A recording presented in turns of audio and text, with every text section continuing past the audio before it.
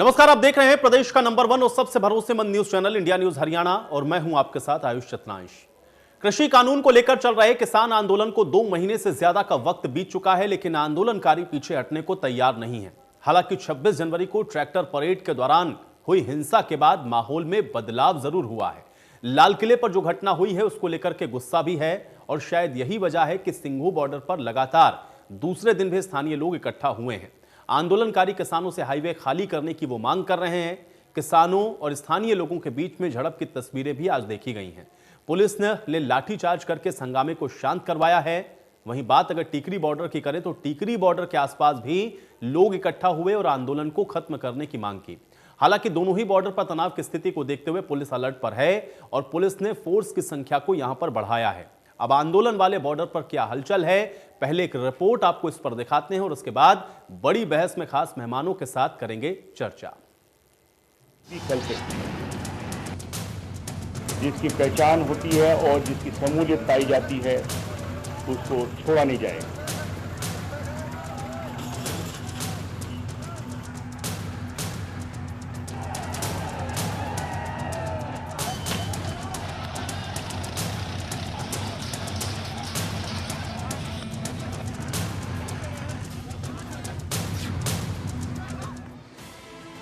किसान आंदोलन के बीच सिंघू बॉर्डर पर बड़ा बवाल हो गया। स्थानीय ग्रामीणों और किसान प्रदर्शनकारियों की भिड़ंत हो गई। दोनों ओर के लोगों ने एक दूसरे पर पथराव किया। सिंघू बॉर्डर पर स्थानीय लोगों और आंदोलनकारियों के बीच पथराव के चलते कई लोग घायल भी हुए। इनमें एक पुलिसकर्मी भी शामिल है।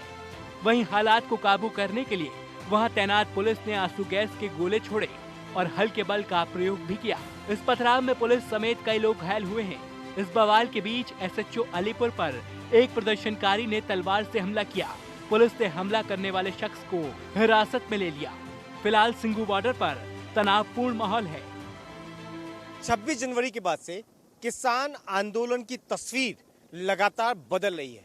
कभी ये लगता है कि किसान आंदोलन हल्का पड़ रहा है, कभी राकेश टिकैत के रोने के बाद ये दिखता है कि बॉर्डर्स पर भीड़ बढ़ रही है। मैं सिंघू बॉर्डर की आपको तस्वीर दिखा देता हूं और साथ ही ये भी बता रहा हूं कि मेरे ठीक पीछे राष्ट्रीय ध्वज जो आप देख रहे हैं वो आज फहराया गया है।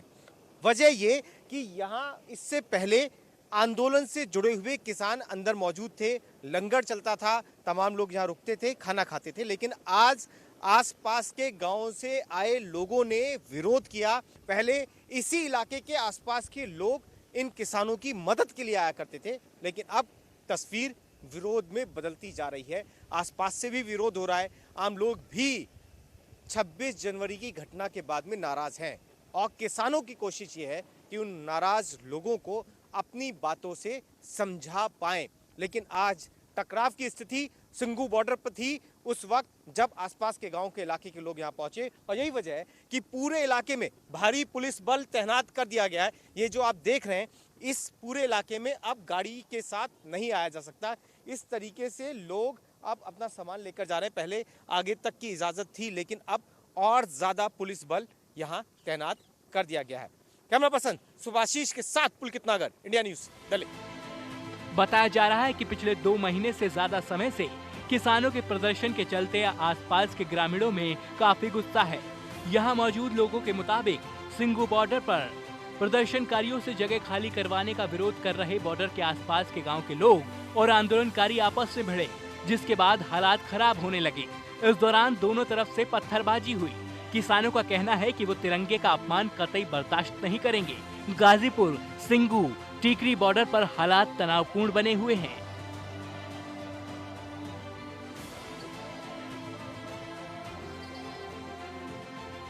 अब तो टीकरी बॉर्डर पर भी किसान आंदोलन का विरोध शुरू हो गया है और जल्द से जल्द आंदोलन खत्म करने की चेतावनी दी जा रही है।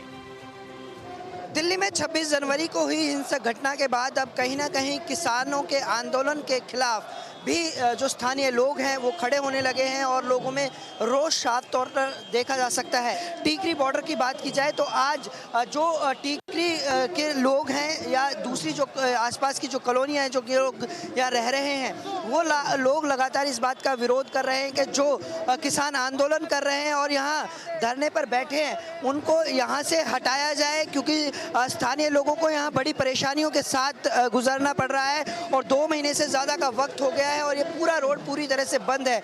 यही नहीं, इसी बात को लेकर अब जो स्थानीय लोग हैं वो इस बात का विरोध कर रहे हैं कि यहाँ से बिल्कुल लोग हटने चाहिए।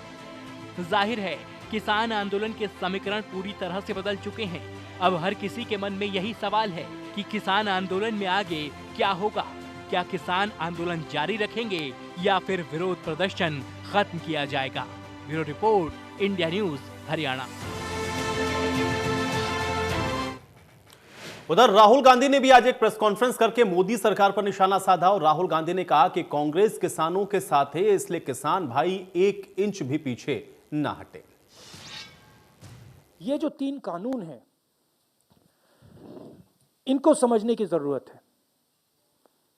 पहला कानून है जो हिंदुस्तान के मंडी सिस्टम को, एग्रीकल्चरल मार्केट्स को खत्म कर देगा, नष्ट कर देगा। दूसरा कानून है जिससे हिंदुस्तान के सबसे बड़े बिजनेसमैन, 3, 4, 5 बिजनेसमैन जितना भी अनाज स्टोर करना चाहते हैं, जितना भी अनाज होल्ड करना चाहते हैं, लाखों टन वो कर सकते हैं।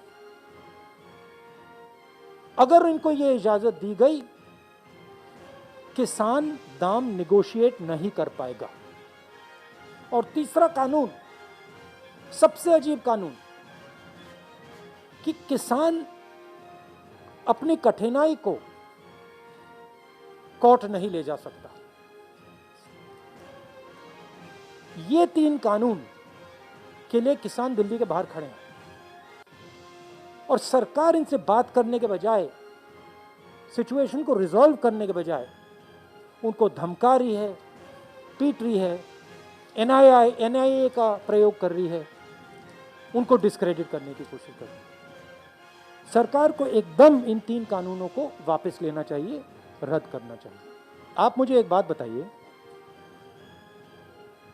किसानों को, 50 किसानों को रेड फोर्ट के अंदर किसने जाने दिया और क्यों जाने दिया? क्या होम मिनिस्ट्री का काम नहीं है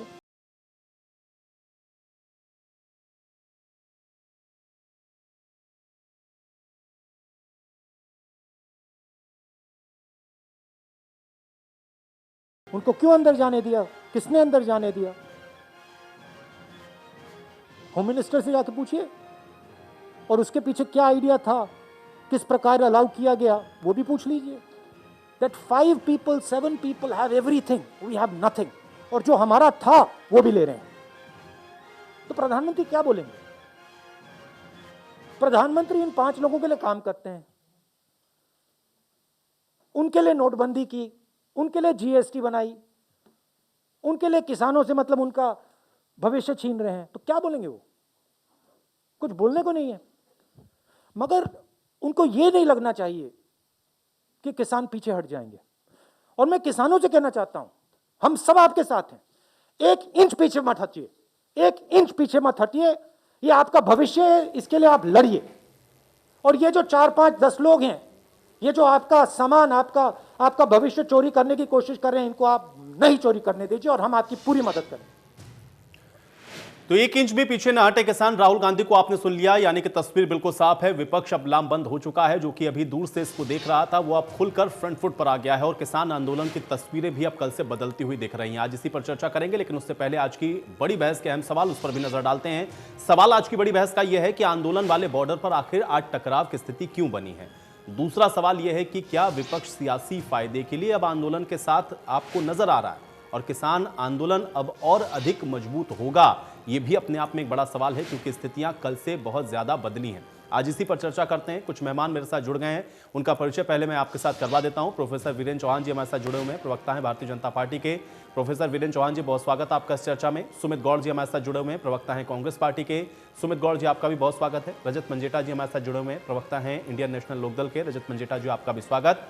और इसके अलावा दो सहयोगी भी मेरे साथ जुड़ रहे हैं। देवेंद्र भारद्वाज टीकरी बॉर्डर से हमारे साथ जुड़ रहे हैं और पुलकित नागर सिंगू बॉर्डर से हमारे साथ इस वक्त लाइव मौजूद हैं। पुलकित, सबसे पहले मैं आपके पास आऊंगा, फिलहाल अपडेट क्या है, क्योंकि सुबह और शाम तक जो स्थितियां हम लोगों ने देखी थी, अब मौजूदा स्थिति और अपडेट आपके पास क्या है? सिंघू बॉर्डर पर इस वक्त क्या हलचल आप देख पा रहे हैं, अपडेट करें। देखिए, पहले आप तस्वीरें देख लीजिए। सिंघू बॉर्डर से सुरक्षा के जो इंतजाम है उसमें थोड़ा सा परिवर्तन किया गया है। पहले जहां तक गाड़ियां जाती थी उन्हें रोक दिया गया है। अब यहां पे एक बैरिकेटिंग आप देख रहे हैं, यहां पर एक बैरिकेटिंग लगा दी गई है। उसके बाद में आगे दूसरी बैरिकेटिंग लगा दी गई है, क्योंकि जो तस्वीर सुबह पूरे देश ने देखी, उसके बाद ये भी सवाल उठे कि ये चंद मुट्ठी भर लोग यहां तक कैसे पहुंचे, आंदोलन जो लोग कर रहे थे उनके पास तक कैसे पहुंचे। उसे लेकर भी किसान मोर्चा ने आरोप लगाया कि ये कुछ पार्टियों से जुड़े हुए लोग थे जिन्हें यहां भेजा गया हिंसा फैलाने के लिए। तो ऐसी तस्वीरें जब बनी तो उसके बाद में पुलिस ने और इंतजाम किए सुरक्षा के, ताकि और कोई ऐसे लोग ना आए, क्योंकि नाराजगी है, आसपास के इलाके में नाराजगी है, उसका कोई फायदा ना उठा ले, विवाद ना हो, उसी को रोकने के लिए। क्योंकि इस हिंसा के अंदर दो पुलिस के आला अधिकारी भी घायल हुए हैं।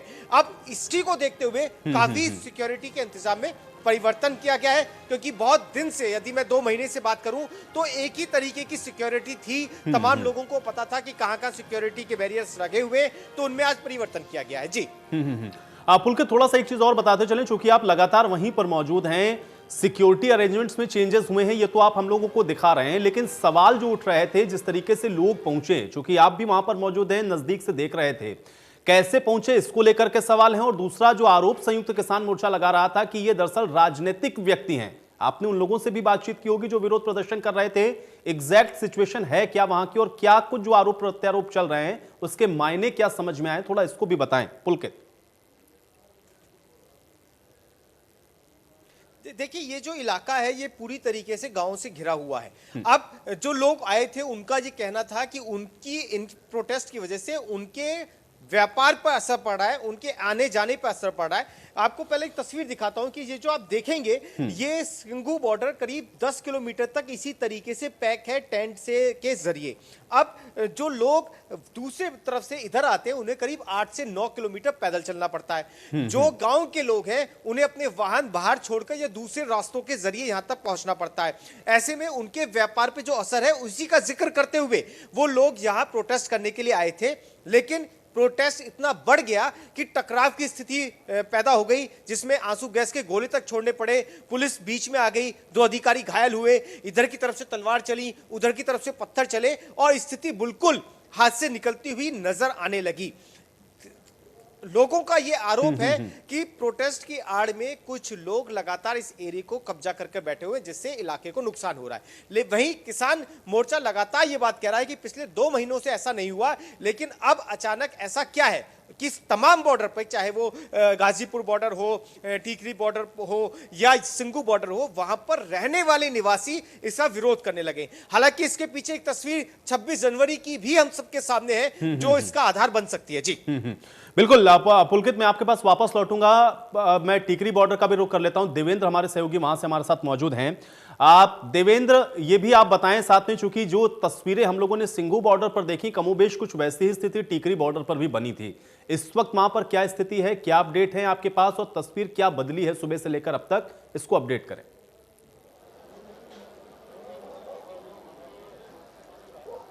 देखिए, बिल्कुल जिस तरह से आज सुबह जो स्थानीय लोग थे वो किसानों को यहाँ से हटाने के लिए पहुंचे थे और किसान और स्थानीय लोग आमने सामने हो गए थे और काफ़ी देर तक ये तनावपूर्ण स्थिति बनी रही, लेकिन पुलिस के बीच बचाव के बाद ही स्थिति को कंट्रोल किया गया। फिलहाल इस वक्त मैं टीकरी बॉर्डर की यदि तस्वीर दिखाऊं तो अभी भी सुरक्षा पूरी तरह से यहाँ तैनात की गई है और किसी भी तरह से जो कमी नज़र नहीं आती, क्योंकि लगातार जो जवानों की संख्या कल भी बढ़ाई गई थी और उसके बाद से सीधे तौर पर अभी भी पूरी तरह से यहाँ जवानों की संख्या में जो इजाफा किया गया है, उसके बाद साफ जाहिर है कहीं ना कहीं जो सख्ती है वो पुलिस की तरफ से और सैनिक बलों की तरफ से साफ तौर पर नजर आ रही है। और आज जिस तरह से तनावपूर्ण स्थिति बनी, तो उसके बाद से स्थिति ये बनी कि अब आप देखेंगे जो बैरिकेटिंग है उसको बढ़ाया गया है। ये बैरिकेटिंग जो की गई है, बाकायदा सीमेंट के बड़े बड़े पिलर्स यहाँ रखे गए हैं, उसके ऊपर बाकायदा लेंटर डाला गया है, नीचे मिट्टी है और दूसरी तरफ किसान है। तो आप देख सकते हैं किसान भी अभी भी अपने टेंटों में डटे हुए हैं और जो सीधे तौर पर कहा जा सकता है कि जिस तरह की परिस्थितियां बनी हुई हैं, उस बीच किसान भले ही लगातार आरोप लगा रहे हो, लेकिन जो स्थानीय लोग हैं उनका यही कहना है कि जिस तरह से करीब 2 महीने से ज़्यादा का वक्त हो गया है और लोगों को यहाँ बड़ी परेशानी का सामना करना पड़ रहा है और उसी बीच अब यहाँ से किसानों को अपना देवेंद्र, यही सवाल मैं आपसे पूछूंगा, क्या ये पूरी तरह से राजनीतिक है, पॉलिटिकल है? क्योंकि किसान जो वहां पर लोग हैं या जो संयुक्त किसान मोर्चा है, जब भी विरोध हो रहा है वो ये कह रहे हैं कि दरअसल इसको एक पार्टी की तरफ से भेजा जा रहा है जानबूझ करके कि यहां पर इस तरीके का न्यूसेंस क्रिएट हो।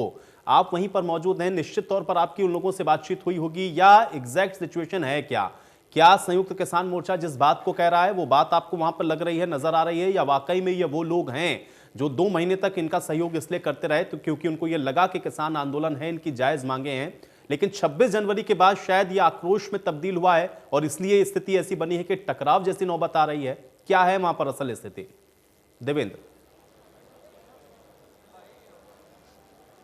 देखिए, बिल्कुल जाहिर सी बात है कि जिस तरह से 2 महीने से ज़्यादा का वक्त हो गया है और इन्हीं किसानों को ये स्थानीय लोग लगातार मदद कर रहे थे, चाहे वो खाद्य सामग्री हो या दूसरा कोई भी सामग्री हो, यहाँ पहुँचा रहे थे। लेकिन उसके बाद जिस तरह से जो 26 जनवरी की तस्वीर देखने को मिली, उसके बाद निश्चित तौर पर कहीं ना कहीं स्थानीय लोगों के अंदर ही नहीं पूरे देश में कहीं ना कहीं एक रोष है। और इसी को लेकर आज जब लोगों ने प्रदर्शन किया तो निश्चित तौर पर इतने बड़े आंदोलनों में राजनीतिक फ़ायदा उठाने की कोशिश की जाती है, लेकिन सीधे तौर पर यह भी कहा जा सकता है, क्योंकि मेरे पीछे जो मेट्रो लाइन है, इसको पिछले काफ़ी समय से यहाँ जो लोगों की आवाजाही है वो बंद है, मेट्रो स्टेशन बंद किए गए हैं, जिससे लोगों को भारी दिक्कतें आ रही हैं। दोनों तरफ जो टेंट लगे हुए हैं उसके दोनों तरफ लोगों को रहने जो निवास है वो है, लेकिन उनको यहाँ दिक्कतें आ रही हैं, यहाँ से ना निकल पा रहे हैं, ना जा पा रहे हैं। और पीछे 2 से 3 पेट्रोल पंप हैं जो 2 महीने से लगातार बंद है। तो निश्चित तौर पर देखिए परेशानी तो कहीं ना कहीं खड़ी है। और क्योंकि ये मेन रोड है, बहादुरगढ़ से दिल्ली को जोड़ता है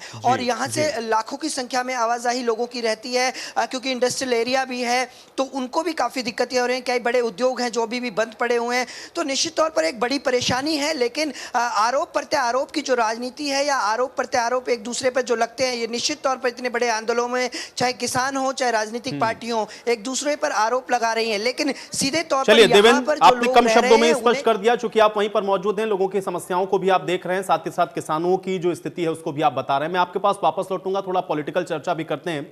वीरेंद्र चौहान जी, मैं आपके पास आ जाता हूं। वीरेंद्र जी, तस्वीरें कल से आज बहुत जुदा हैं, क्या इसके मायने समझ में आ रहे हैं आपको? देखिए, 26 जनवरी को जिस तरह से आंदोलनकारियों के एक बड़े हिस्से ने देश के साथ विश्वासघात किया, उन लोगों के साथ विश्वासघात किया जो किसानी आंदोलन होने के कारण से किसी न किसी रूप में आंदोलनकारियों के प्रति सहानुभूति रखते थे, शासन के साथ विश्वासघात किया ये कह करके कि हम शांति बनाए रखेंगे, निर्धारित मार्ग पर जाएंगे। उस घटना चक्र के बाद एक परिवर्तन बड़ा ये आया है कि इस आंदोलन की लीडरशिप ने अपना विश्वास, अपनी क्रेडिबिलिटी कमोबेश गंवा दी है। देश में कुल मिलाकर के इन लोगों के प्रति एक जोरदार अविश्वास की भावना पैदा हुई है। अविश्वास के साथ आक्रोश भी है। कोई भी हिंदुस्तानी नागरिक सब कुछ सहन कर सकता है, वो उस पार्टी के खिलाफ बोलने वाले को सहन कर लेगा जिसको उसने वोट दिया है, उस प्रधानमंत्री की आलोचना भी शायद सहन कर ले जिसको प्रचंड। प्रोफेसर वीरेंद्र चौहान जी, मुझे लगता है मेरा सवाल जो था मूल वो आप शायद समझ नहीं पाए। मैं इसलिए आपसे पूछ रहा हूं, आंदोलन की तस्वीर बदली, क्योंकि कल हम लोगों ने देखा था कि ये वो तमाम बॉर्डर हैं जहां पर स्थितियां ऐसी लग रही थी कि लोग घरों की ओर जा रहे हैं, लेकिन आज तो वहां पर संख्या और बढ़ती हुई नजर आ रही है। गाजीपुर से लेकर के सिंधु और टिकरी सब जगह वही स्थिति है। क्या हुआ है ऐसा पिछले 24 घंटे के अंदर कि इस तरीके से किसान दोबारा से बैक कर रहा है? और अब जो बात आप लोग कह रहे थे उससे इतर वो ये कह रहा है कि तो हमारी अस्मिता का सवाल है, कुचलने की और हमको दमन करने की कोशिश कर रहे हैं। ऐसा क्यों हुआ? मेरा उत्तर पूरा होने दीजिए कृपा करके। आंदोलनकारियों को लेकर, आंदोलनकारियों के प्रति एक आक्रोश है जन सामान्य में। वे सब कुछ सहन कर सकते हैं। वे प्रधानमंत्री के खिलाफ जो बदसलूकी वाली अभद्र भाषा का इस्तेमाल किया जा रहा है वो भी लोगों ने सहन कर लिया, लेकिन लाल किले के परिसर में घुसकर देश की ध्वजा का, पताका का अपमान कोई करे, उसे फेंके और उस फ्लैग पोस्ट पर कोई और झंडा लहराने की कोशिश करे या लहरा दे, खालिस्तानी झंडे लेकर वहां घुस जाए, तो लोगों में उसको लेकर आक्रोश है, लोगों की मुट्ठियां भींच रही हैं। इस कारण एक बड़ा तबका नाराज है नागरिकों का आंदोलनकारियों से। जो माहौल बदला है, जिसकी आप बात कर रहे हैं, मैं उस पर भी टिप्पणी करूंगा। एक परिवर्तन ये भी आया है कि हम लोग ये कह रहे हैं, जहां पर ये मोर्चे अलग अलग स्थानों पर लगे हुए हैं, उससे आसपास के लोग, जो उन गांवों के लोग हैं जिनका जीवन प्रभावित है पिछले 2 महीने से, कि हम इसको किसानों का आंदोलन मानकर सब कुछ सहन कर रहे थे, लेकिन किसानों के आंदोलन की दिशा भटक गई है, वह कहीं और चल निकला है। इस कारण से अब वे सवाल करने लगे हैं कि आपने 2 महीने से हमारा जीवन जो बेहाल कर रखा है, बदहाल कर रखा है, हमें घोट कर रखा ठीक हुआ है है। वीरेंद्र चौहान जी, ये बात आप कह रहे हैं, लेकिन वहां पे तमाम लोग ये भी कह रहे हैं कि उनको आप ही लोगों ने भेज दिया वहां पे। ठीक है, सुमित गौड़ जी का मैं रुख कर लेता हूं। सुमित गौड़ जी, आंदोलन की जो रुख है वो और उसकी हवा जो है वो बदलती हुई आज दिखी है क्या? 24 घंटे में बदला है? आयुष जी, सबसे पहले मैं आज अपनी बात की शुरुआत करूंगा जय जवान और जय किसान के साथ। देखिए, हमारे भारतवर्ष का दुर्भाग्य था, एक तो जब अंग्रेजों का गुलाम था, और एक अब दोबारा से दुर्भाग्य शुरू हुआ है जब से भारतवर्ष को पूरा सिस्टम सब इस बीजेपी के गुलाम से हो चुके हैं। देखिए, 26 तारीख को जो हुआ, एक तरह से बीजेपी ने तो कह दिया कि सब किसानों ने किया। पहला मुझे ये बताइए, ये कैसा जब बीजेपी का 6-7 साल का राज है, ना देश सुरक्षित, ना देश की सीमाएं सुरक्षित, ना लाल किला सुरक्षित, ना ये इजरायली या फलाने दूतावास सुरक्षित। अगर बीजेपी सरकार के रहते हुए ये हुआ, हमारे देश की राजधानी दिल्ली और दिल्ली का हार्ट लाल किले में जो हमला हुआ, तो उसको देखते हुए तुरंत प्रभाव से बीजेपी सरकार को, इनके गृह मंत्री को इस्तीफा दे देना चाहिए। उनको कतई भी 1 सेकंड भी उनको गद्दी पे रहने का हक नहीं है। कहां गई उनकी इंटेलिजेंस, कहां गई उनकी रिपोर्ट, कहां गई उनकी सीआईडी, कहां गया उनका सारा सिस्टम? देखिए, साफ तौर पे एक तरफ कहते हैं कि चीनी सेना को खदेड़ा, सुरंग ढूंढी, अब कहां गया वो 56 इंच का सीना? इन्होंने बेसिकली क्या है, इन्होंने अपने बंदे 26 तारीख को प्लांट किए।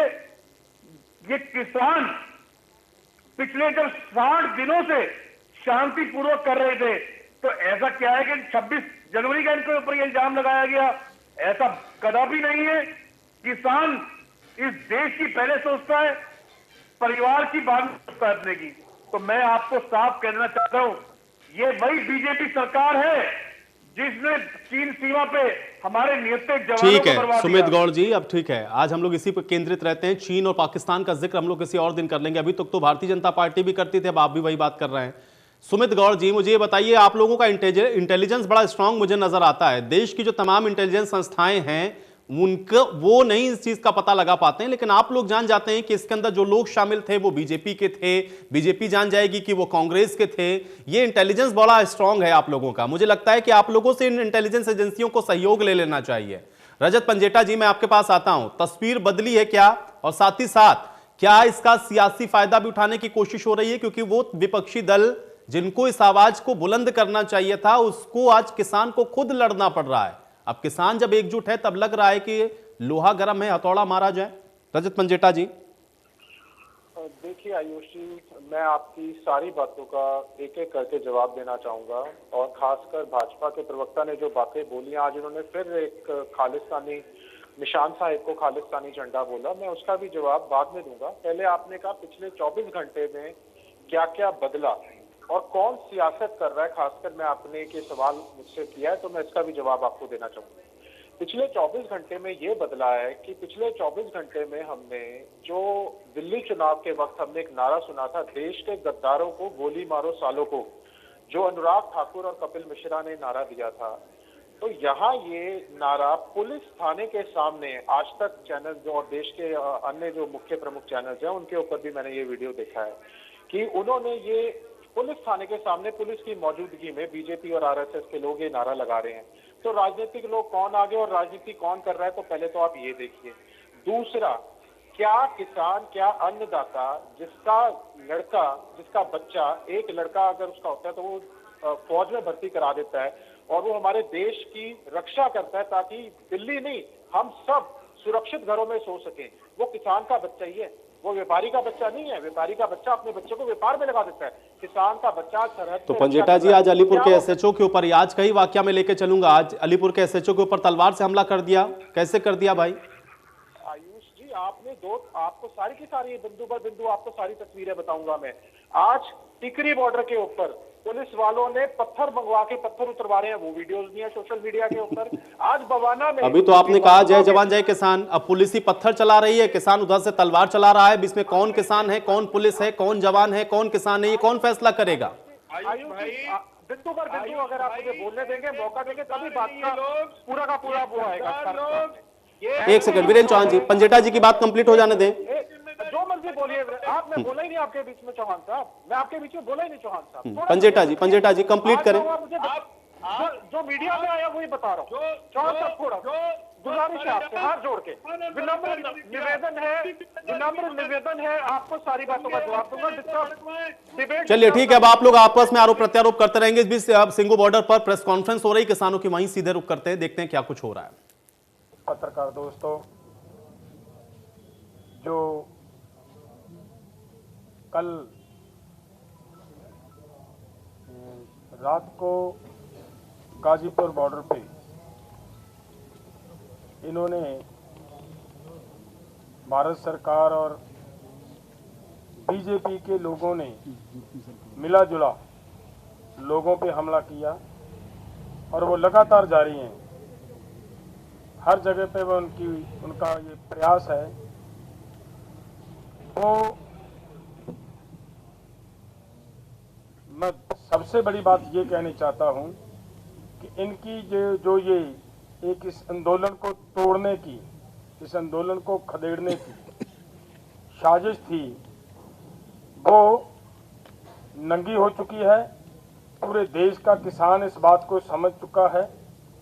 आज रातों रात आपने देखा होगा, वहीं गाजीपुर बॉर्डर पे बहुत भारी संख्या में किसान वहां पे उस आंदोलन को मजबूत करने के लिए रातों रात एकत्रित हुए और जो हमारी भी संयुक्त किसान मोर्चा की जिम्मेदारी बनती थी, वो हम भी जितना भी चाहे कर पाए उस जिम्मेवारी को निभाया। हमारे भाई ने वहां पे जो नेता बैठे थे। चलिए एक बार फिर से टिकरी बॉर्डर का रुख कर लेते हैं। देवेंद्र हमारे साथ वहां लगातार बने हुए हैं। देवेंद्र, एक चीज मुझे ये भी थोड़ा सा बताते चलें, क्योंकि जो तमाम वहां पर व्यवस्थाएं थी वो चाक चौबंद आप अभी दिखा रहे थे, लेकिन आज राजधानी दिल्ली के अंदर जो कुछ हुआ है, क्या उसके बाद भी दिल्ली में अलर्ट है, इस वजह से भी वहां पर और जो सिक्योरिटी डिप्लॉयमेंट है वो आपको देखने को मिल रहा है? एक बार फिर से तस्वीरों के साथ जरा दिखाएं, इस वक्त मौजूदा स्थिति क्या है?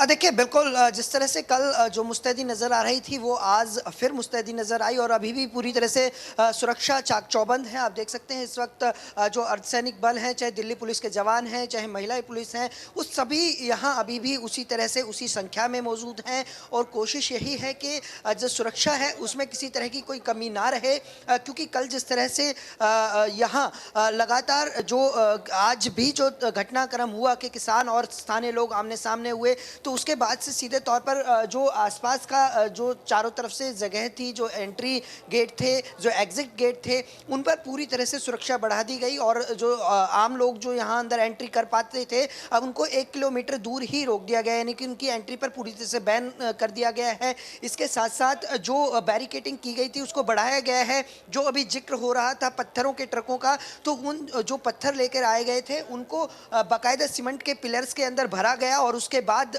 कंक्रीट के लेंटर उसके ऊपर कर दिया गया, यानी कि पुख्ता इंतजामात यहाँ कर दिए गए सुरक्षा के कि किसी तरह से उसको पार पाकर ना आया जा सके। और सीधे तौर पर कहा जा सकता है कि जिस तरह की आज जो स्थिति बनी, क्योंकि सिंधु बॉर्डर पर भी जिस तरह से आमने सामने स्थानीय लोग और किसान रहे, उसी बीच टीकरी में भी यही कमोबेश तस्वीर देखने को मिली। लेकिन पुलिस की सूझबूझ और पुलिस की मुस्तैदी के चलते दोनों के बीच बचाव किया गया। उन्हें यहाँ से हटाया गया, जो स्थानीय लोग आए थे उनको यहाँ से दूर चलिए, किया कुल गया। मिलाकर के वहां पर जो तमाम व्यवस्थाएं उसको चाक चौबंद किया जा रहा है। बहुत शुक्रिया देवेंद्र फिलहाल हमारे साथ जुड़ने के लिए, इस बातचीत के लिए। इस बीच हमारे साथ राजेंद्र दहिया जी भी जुड़ रहे हैं, किसान नेता हैं। राजेंद्र दहिया जी, आपका भी बहुत स्वागत है इस चर्चा में। राजेंद्र दहिया जी, 26 तारीख से लेकर के अब तक क्या बदला है इस आंदोलन के अंदर? जो हुआ है, जो आंदोलन को आदमी खराब करना चाहते थे वो छोड़ के चले गए हैं। अब जो यहाँ पर बैठे हुए हैं प्योर निरोल किसान बैठे हुए हैं। आपने देखा होगा कल वो जो गाजीपुर बॉर्डर पर भी जो हुआ है, एक्चुअल जो किसान गांव के अंदर थे वो आ चुके हैं। आज कुंडली बॉर्डर पर मैं था तो वहाँ पर जो लोग हैं वो जो बाहर के आदमी लाए जाते हैं, जो झगड़ा करने की कोशिश करते हैं, उसी से झगड़ा हुआ और पत्थरबाजी हुई, जिसमें हमारे एक एसएचओ को भी चोट लगी। तो ये जो आदमी जो बाहर से आते हैं ना, जो झगड़ा करते हैं सर, वही आदमी जो 26 तारीख की रैली में घुसे थे, उन्होंने ही ये जो सब किया है। अब मैं ये क्या बताऊं वो किस पार्टी के आदमी थे, विपक्ष के थे या सरकार के थे, लेकिन वो किसान नहीं थे। किसान कभी भी ऐसा काम नहीं कर सकते जो गलत हो और जो नीतियों के खिलाफ हो। तो आपने देखा होगा 2 महीने से सारे किसान प्रति बैठे हुए थे और 12 मीटिंगें हुई जो कि नहीं होनी चाहिए थी। मंत्री जी आखिरी मीटिंग में उठ के चले गए, ऐसे दुत्कार के चले गए कि अब ये लेना तो ले लेना, उठ के चले जाओ। अगर ये जो तरीका होता है ये गलत तरीका होता है सरकार का। सरकार जो है वो चाहती तो ये झगड़े नहीं होते, और ये 26 से पहले ही अगर सरकार ये कानून वापस ले देती तो शायद ये स्थिति नहीं बनती। ठीक है, पंजेटा जी आप कुछ कहना चाह रहे थे और आपकी बात भी अधूरी रह गई थी, कंप्लीट करें। बहुत बहुत धन्यवाद आयुष जी, आपने मेरे को समय दिया बात पूरी करने के लिए। जो 2-3 बातें जो आज डेवलपमेंट्स हुई है मैं उन्हीं की बात कर रहा हूँ। मैं सिर्फ आपको ये कहना चाहता हूँ कि अगर कोई भी बाहर से आके पथराव करता है और पुलिस मुख्य दर्शक बनी देखती रहती है, वो वीडियोस जो है वो पूरे देश के चैनलों ने देखे हैं, पत्थरबाजी हो रही है और पुलिस उनको रोक नहीं रही है। कौन वो लोग थे, कहां से वो लोग आए, ना बार बार स्थानीय भाजपा बवाना के और आसपास के क्षेत्रीय भाजपा के लोगों का ही क्यों नाम आ रहा है उनके अंदर?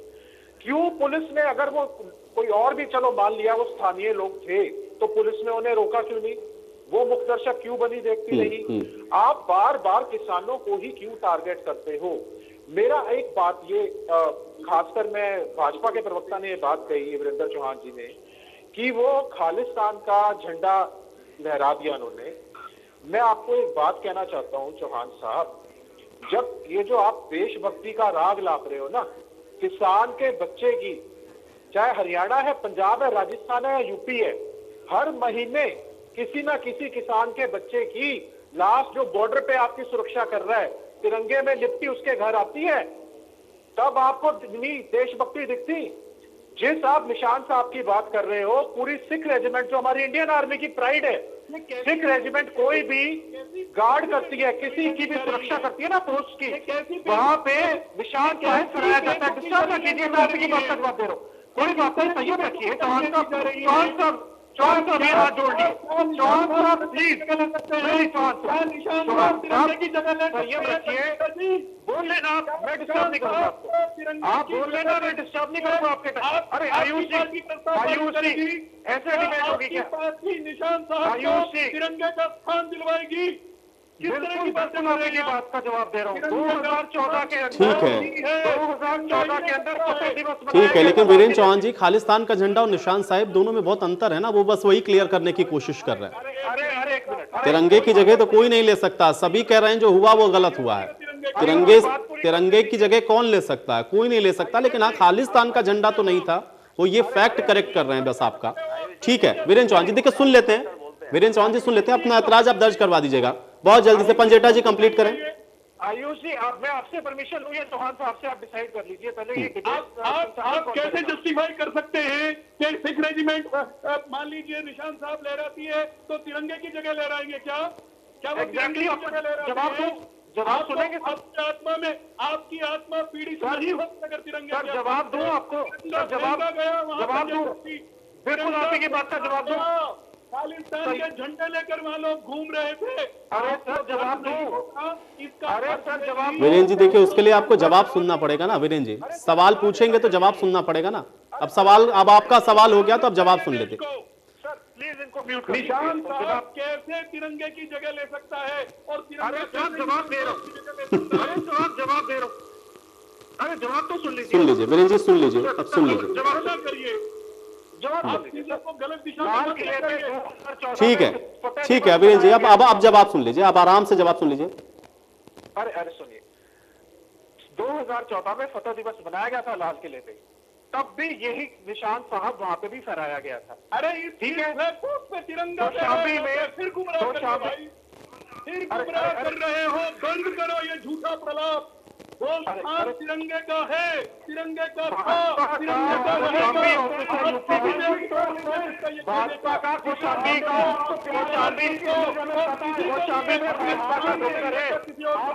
इंटरनेट के ऊपर है, भाजपा के झंडा लगा हुआ है, देश के तिरंगे भाजपा के झंडा लगा हुआ है, जगह नहीं रखा जा सकता। ठीक है वीरेंद्र जी, अब एक सवाल है। ठीक है, अब आप लोग शांत हो जाए, आप लोग शांत हो जाए, थोड़ा सा शांत हो जाए। सुमित गौड़ जी और पंजेटा जी, सुमित गौड़ जी और पंजेटा जी शांत हो जाएं। प्रधानमंत्री जी गुरुद्वारे गए थे तो नरेंद्र मोदी जी ठीक है, पहना था, उसमें भी निशान साहब बने हुए थे। ठीक है गौड़ साहब, इस बात को आप दोहरा चुके हैं, कई बार आपने कह दिया। पंजेटा जी आप भी शांत हो जाएं। वीरेंद्र जी ठीक है, तिरंगे की जगह तो कोई नहीं ले सकता, इसीलिए देश के अंदर एक माहौल बना। तिरंगे की जगह कोई नहीं ले सकता, इसलिए देश के अंदर एक माहौल बना। लोगों ने आक्रोश भी जताया, लोगों ने कहा भी कि गलत है, लेकिन यह बताइए ना कि तिरंगे की जगह तक वो पहुंचा कैसे, देश की अस्मिता वाली जगह तक पहुंचा कैसे? लाल किले तक कोई भी चला जाएगा? मैं फहरा सकता हूं क्या वहां दूसरा झंडा जाकर के?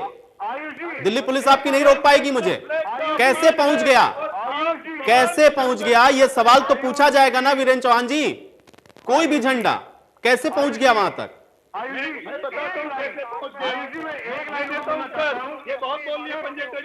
ठीक है, अब गौर साहब और पंजेटा जी थोड़ा शांत हो जाएं। भाई अब जवाब ले लेता हूं ना भाई, कैसे पहुंचा? राहुल गांधी ने भी यही पूछा ना, मैं भी पूछ लेता हूं कैसे पहुंच गया। चलिए अब शांत हो जाइए, गौर साहब शांत हो जाइए, गौर साहब शांत हो जाइए, गौर साहब शांत हो जाइए। मैं राहुल गांधी और पंजेटा जी के सवाल का जवाब देता हूं।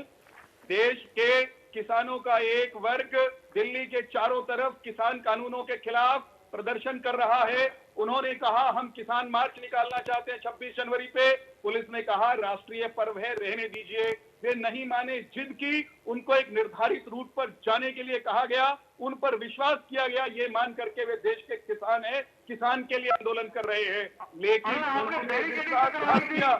रुकिए, उन्होंने विश्वासघात किया। सुनिए, आप मुझे ये बताइए कि आपने आरक्षण से घोड़े छोड़े, आपने सारे जगह आरक्षण से छोड़े, केवल लाल किले के आपने एक भी गोला नहीं छोड़ा, क्योंकि आप चाहते थे अगर केंद्र की सरकार चाहे ना तो लाल किले के बाद परिंदा भी कर नहीं मार सकता, परिंदा भी कर नहीं मार सकता अगर केंद्र सरकार चाहे तो। लेकिन वो षड्यंत्र था बीजेपी सरकार का, आपके नेताओं का, इन भोले भाले किसानों के 60 दिन की त्याग तपस्या को आपने सोचा कि आप 60 मिनट में खत्म कर देंगे? कदापि नहीं, कदापि नहीं। राहुल गांधी को भी जवाब दे रहा हूँ, मैं पंजेटा जी को भी जवाब दे रहा हूँ। उन्होंने कहा निर्धारित रूट पर जाएंगे, उन्होंने विश्वासघात किया, उन्होंने धोखा किया, उन्होंने तिरंगे का अपमान करने की। वीरेंद्र चौहान जी ऐसे कैसे धोखा करके पहुंच गए लाल किले तक? निर्धारित रूट शुरू कहां से हुआ था? एक सेकंड, परमिशन कहां से दी गई थी? ट्रैक्टर मार्च की परमिशन मिली कहां से थी? एक सेकंड, शांत हो जाएं। ट्रैक्टर मार्च की परमिशन बॉर्डर से मिली थी ना, और बॉर्डर से लाल किला कितनी दूर है? उत्तर सुनिए, बॉर्डर से लाल किले तक पहुंचते चले गए विश्वासघात करते हुए, और आप लोग रोक ही नहीं पाए उनको, और लाल किले पर जाकर के दूसरा झंडा भी फहरा दिया। देश की सुरक्षा की बात करते हैं आप लोग, देश की सुरक्षा की बात करते हैं, लाल किले की सुरक्षा नहीं कर पाए। लाल किला है छोटे से। पंजेटा जी उत्तर सुनना पड़ेगा, और उत्तर ये है कि देश के आंदोलनकारी किसान को किसान मानकर उनके प्रति तिरंगे का निरादर हो रहा था, उस समय भी कोई हिंसक कार्रवाई नहीं की गई। इस संयम को देश की कमजोरी मत मानिए, देश में आक्रोश है, देश में गुस्सा है और इस आंदोलन में और इस आंदोलन को भड़काने वाले कांग्रेसियों ने कांग्रेसों ने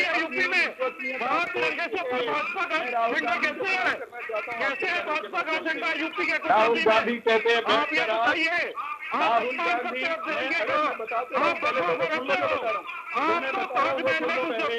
वो बता रहा हूँ वो सुन लो। मैं बताता हूँ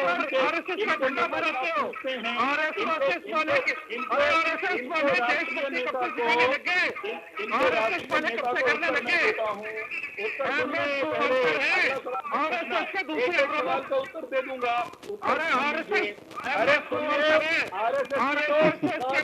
चलिए, यहाँ सभी प्रवक्ता सिर्फ सवाल पर उठने के लिए बैठे हैं, जवाब किसी के पास नहीं है। सब एक दूसरे से सवाल पूछ रहे हैं, ना आप जवाब सुन रहे हैं, ना आप किसी को सुनने दे रहे हैं, सिर्फ सवाल पूछ रहे हैं।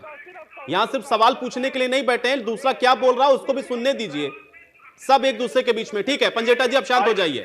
पंजेटा जी शांत हो जाइए, वीरेंद्र जी आप भी शांत हो जाइए। ठीक है, मैं किसान नेता का रुख करूंगा। राजेश दहिया जी, क्या मानते हैं कि क्या वाकई में साजिशन वहां पर पहुंचा दिया गया लोगों को, या भटक करके लोग पहुंच गए, या फिर इसके पीछे कॉन्स्पिरेसी आपको नजर आती है? हुआ क्या था और कैसे पहुंच गए लाल किले तक? कोई तो जिम्मेदारी लेगा ना दहिया जी इसकी। ये सारी साजिश सर सरकार की, बीजेपी की होती है। अब आपके सामने ये उदाहरण है कि जब जैसे बाबरी मस्जिद गिराई गई थी उसमें किसकी साजिश थी? वही आदमी इस टाइप के घुसे हुए हैं। ये सारी साजिश बीजेपी की थी। ये जो बीजेपी के आदमी है, ये अभी कोटली बॉर्डर पे आए थे, जहाँ इन्होंने पत्थरबाजी की थी और ये जो पत्थरबाजी की थी, ये हमारे आदमियों को मारना चाह रहे हैं, किसानों को। और ये जो आप ये बताइए कि सरकार को दिक्कत नहीं, तो ये जो साथ के रहने वाले इनको क्या दिक्कत है? ये सारी साजिश है। हम क्या बताएं, अपने आप बता देंगे। जैसे बीजेपी वाले कह रहे खालिस्तानी, ये अब ये चाहते हैं कि खालिस्तान का नारा देकर किसानों को और भड़का दें और जनता को भड़का दें। अरे खालिस्तान तो जिले बहुत पुराने समय खत्म हो चुका है। खालिस्तान को कौन पूछ रहा है आज की डेट में? आज की डेट में किसान अपना पेट भरने की कोशिश कर रहा है, उसकी जमीन खुशी जा रही है, उसका रोजगार खुदा जा रहा है। वो 60 दिन सड़कों पर बैठे हैं, उनको कहा खालिस्तानी क्या करेंगे? खालिस्तान बनाएगा वो अपना हमारा देश है। संजय लाल किले पहुंचना जो है वो दो बातें सिद्ध करता है सर। एक तो बहुत बड़ी साजिश है, या सरकार का फेल्योर है कि प्रशासन उसको रोक नहीं पाया है। संजय किसान पे दूना नहीं दें, किसान तो शरीफ आदमी है। लेकिन राजेश दहिया जी, क्या ये मानते हैं कि 26 तारीख को जो कुछ भी हुआ उसकी वजह से किसान आंदोलन को उसका नुकसान उठाना पड़ा है? हाँ, नुकसान उसका बहुत नुकसान हुआ हमें सर, हमें उसका बहुत नुकसान हुआ।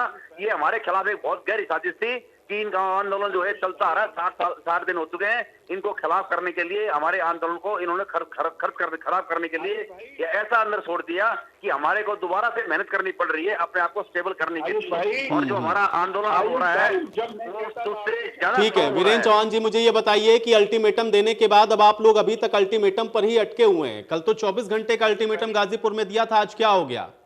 किसानों की संख्या देख करके बैकफुट पर चले गए क्या? आयुष भाई, एक अल्टीमेटम का क्या अर्थ होता है, समझाइएगा। गाजीपुर के कंटेक्स्ट से मैं पूछ रहा हूं। मुझसे सुनेंगे तो मैं उत्तर दूंगा। मैं पहले तो राजेश दहिया जी को ये बताना चाहता हूं, राजेश दहिया जी, जब आपके चैनल पर आपके साथ डिबेट में बैठकर हम ये कहते थे कि इस आंदोलन के पीछे और इस आंदोलन के भीतर कुछ देश विरोधी तत्व घुस आए हैं, तो आप कहते थे कोई नहीं है, हम संभाल लेंगे, सब शांतमयी होगा, सब बढ़िया से होगा। अब वो बेनकाब हो गए तो उनको अब हमारा समर्थक बता रहे हैं। ये कैसी दोमुही बातें आप कर रहे हैं? राहुल गांधी कहते हैं, एक उत्तर सुन लीजिए। राहुल गांधी ने जो सवाल उठाया उसका उत्तर भी मैं आपके प्रश्न से पहले देना चाहता हूं। राहुल गांधी ने आज कहा, और आपने सुनवाया अभी अपनी डिबेट की शुरुआत में, कि प्रधानमंत्री 5 लोगों के लिए काम करते हैं। शायद कांग्रेस पार्टी के अध्यक्ष को 1 से 5 तक की ही गिनती आती है, वरना कांग्रेस के ये पूर्व अध्यक्ष ये नहीं कहते कि 80 करोड़ लोगों को कोविड काल में महीनों तक अपनी जिम्मेदारी का निर्वहन करते हुए अनाज पहुंचाने वाले प्रधानमंत्री केवल सुन लीजिए। अरे सुनिए, सुनिए, सुनो तो सही,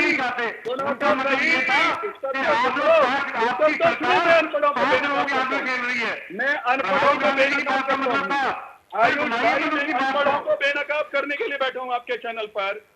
कांग्रेस के नेता राहुल गांधी को 5 तक की गिनती आती है, वरना वे मानते कि 9 करोड़ किसानों के खाते में 18,000 करोड़ रुपए नरेंद्र मोदी ने भेजा। कांग्रेस के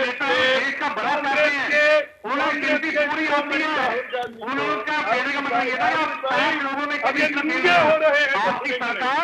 अगर गिनती आती तो मानते। मुझे ये बताइए वीरेंद्र चौहान जी, अगर ये सब बेनकाब हो गए 26 तारीख की घटना के बाद, जैसा कि आप कह रहे हैं, तो भाई तो बॉर्डर खाली हो जाने चाहिए थे ना। संख्या बढ़ क्यों गई? वहां पर खाली हो जाना चाहिए था, बढ़ कैसे गई?